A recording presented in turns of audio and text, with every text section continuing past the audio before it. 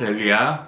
사순절 둘째 날 말씀의 묵상으로 아침을 여시는 여러분 모두에게 하나님의 귀한 은혜가 넘쳐나기를 예수님의 이름으로 축복합니다.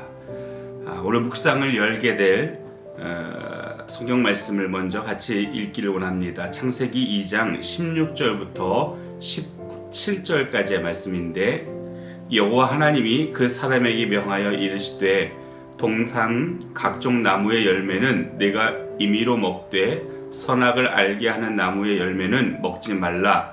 내가 먹는 날에는 반드시 죽으리라 하시니라. 아담과 하와가 선악과를 따먹고 죄를 범했을 때 하나님께서 그들에게 전가하신, 또 그들에게 제시하신 결과는 죽음이었습니다. 우리가 죽게 된 이유는 죄 때문입니다. 2장 17절에 말씀하고 계시기를 내가 먹는 날에는 반드시 죽으리라 라고 하신 것처럼 우리에게는 죄의 문제로 인해서 죽음이 찾아왔습니다. 아담과 하와에게 죽음이 찾아왔을 때에 그 결과로서 너는 흑이니 흑으로 돌아갈 것이니라 라고 하나님께서 그들에게 말씀하셨고, 결국 죄인 우리는 죄의 모습으로 돌아갈 수밖에 없는 바로 그런 연약한 존재다라고 하는 것을 말씀을 통해서 어제도 함께 묵상을 나누었고, 또 우리가 말씀 안에서 발견하게 되는 진리이기도 합니다. 때문에 우리가 죄의 수요일, 어제 우리가 함께 나누었지만 죄의 수요일 몸에 죄를 바르고 또 하나님 앞에 서는 이유는 우리가 죄인인 것을 고백하는 하나의 행위로서 우리의 믿음의 선조들은 바로 그 일들을 행하게 되신 것입니다.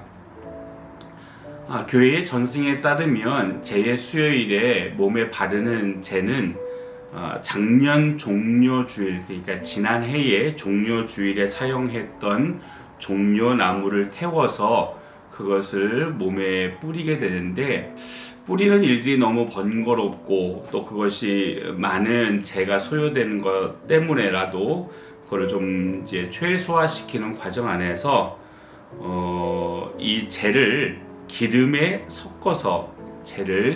섞어서 이마에 바르는 것으로 재의 수요일을 시작하는 전승이 생겼다라고 합니다. 이 말씀을 기반으로 해서 이사야 61장 1, 2절 말씀을 좀 먼저 볼 수 있었으면 좋겠습니다. 재를 기름에 섞는다는 게 과연 어떤 영적인 의미를 가질까라고 하는 것을 살펴보기 위해 이사야 61장 1절부터 2절 말씀을 먼저 좀 보기를 원하는데, 주 여호와의 영이 내게 내리셨으니 이는 여호와께서 내게 기름을 부으사 가난한 자에게 아름다운 소식을 전하게 하려 하심이라. 나를 보내사 마음이 상한 자를 고치시며 포로된 자에게 자유를, 갇힌 자에게 노임을 선포하며 여호와의 은혜의 해와 우리 하나님의 보복의 날을 선포하여 모든 슬픈 자를 위로하되 라고 성경이 기록되어져 있습니다. 이게 이사야서의 말씀이지요. 그런데 누가복음 4장 17절부터 19절을 보면 예수님께서 나사렛 회당에서 그곳에 모여있는 사람들에게 바로 이 성경구절 이사야 61장 1, 2절의 말씀을 선언하시면서 예수님 스스로가 그 포로된 자들, 가난한 자들, 상한 자들을, 갇힌 자들을 놓아주게 하기 위하여 하나님께서 보내신 주 여호와의 영임을 선언하고 계십니다. 다시 말해서 오늘 이사야 61장 1, 2절 말씀은 오실 메시아에 대한 예언의 말씀인데, 내가 바로 그 하나님이 보내신 하나님의 사람이다, 하나님의 아들이다 라고 하는 것을 예수님께서 선언하고 계시는 거죠. 자, 이제 이 말씀을 우리가 이해하였다라고 생각했을 때에 계속해서 이어지는 이사야서에 기록된 말씀 구절을 보면 61장 3절 말씀에 이렇게 성경이 기록을 합니다. 무릇 시온에서 슬퍼하는 자에게 화관을 주어 그 죄를 대신하며 기쁨의 기름으로 그 슬픔을 대신하며 찬송의 옷으로 그 근심을 대신하고 그들이 의의 나무 곧 여호와께서 심으신 그 영광을 나타낼 자라 일컬음을 받게 하려 하심이라 라고 이렇게 기록을 합니다. 근데 이 3절의 말씀에서 우리가 좀 살펴볼 부분이 있습니다. 그것은 화관과 기쁨의 기름 그리고 찬송의 옷이 짝을 이루고 있고, 반대편에는 재, 슬픔 그리고 근심이 짝을 이루고 있다라고 하는 거지요. 이사야 61장 3절 말씀을 보면 화관과 기름, 기쁨의 기름 그리고 찬송이 하나의 그룹으로 짝을 이루고 있고, 반대편에는 재, 슬픔 그리고 근심이 하나의 그룹으로 짝을 이루고 있다라고 하는 것입니다. 여기서 표현된 슬픔이란 죽음으로 인한 슬픔을 이야기합니다. 그래서 공동번역에 보면 상복을 입었던 몸에 기쁨의 기름을 발라주어라 라고 이렇게 번역을 하고 있는 것을 보게 됩니다. 죽음에 대한 부분이죠. 결국 쟤는 죽음과 그리고 슬픔을 상징하지만 기름은 기쁨과 찬송을 상징하는 것임을 알 수 있습니다. 이같이 재의 기름을 첨가하는 이유에 대해서 우리가 이해해 볼 때에 재로 인한 죽음 그리고 재와 같이 죽음 그리고 그 절망, 그 괴로움, 슬픔, 이것을 기름, 그러니까 기쁨과 소망과 찬송이 다시 그것을 희석시켜주는 그런 의미를 가지고 있다라고 하는 것이지요.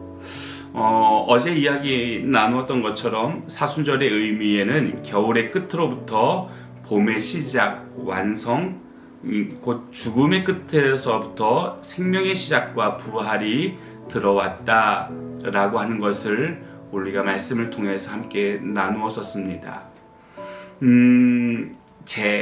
우리의 삶의 고통스러움, 우리의 삶의 슬픔, 우리 삶의 절망이 있습니다.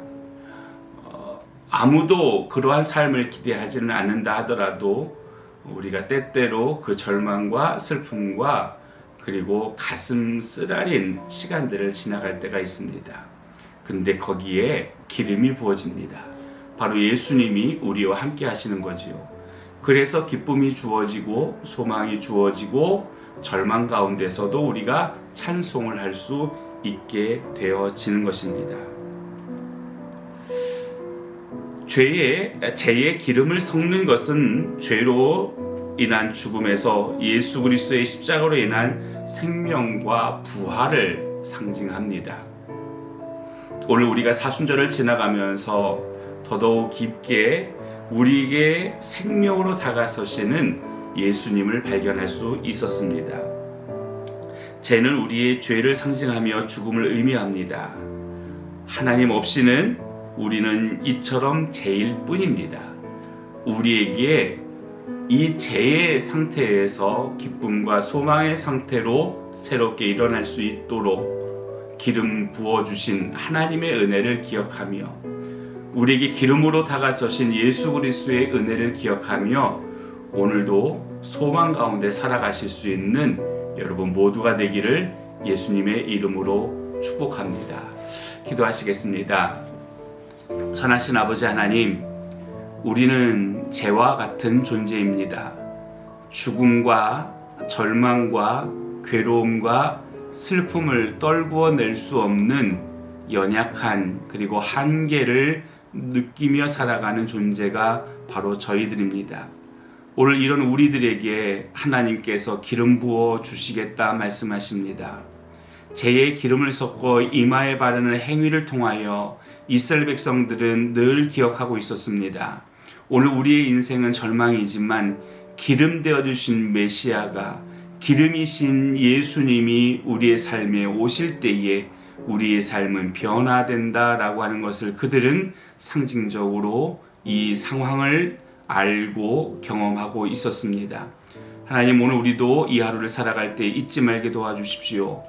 죄와 같이 절망의 삶을 살아가는 우리들이지만 기름 되어 주신 예수 그리스도께서 우리 안에 오셨기에 우리의 절망 안에서도 우리를 일으켜 세워 주실 것이며 슬픔 속에서도 찬송할 수 있도록 우리에게 힘을 주실 것이며 우리의 약한 날에 아무것도 할 수 없어 땅바닥에 주저앉아 하염없이 한숨 쉬고 있는 그날에도 하나님은 오늘 우리를 격려하시고 위로하시며 다시 일으켜 세워 주실 것을 믿습니다.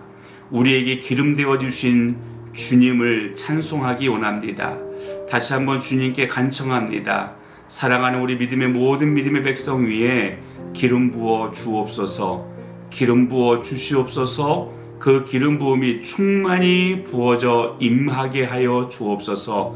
오늘 하루가 바로 그날 될 수 있도록 우리의 삶을 인도하여 주옵소서. 예수님의 이름으로 기도합니다. 아멘. 오늘도 주어진 하루 가슴 벅차게 또 소망과 희망 가운데 살아가시기를 예수님의 이름으로 축복합니다.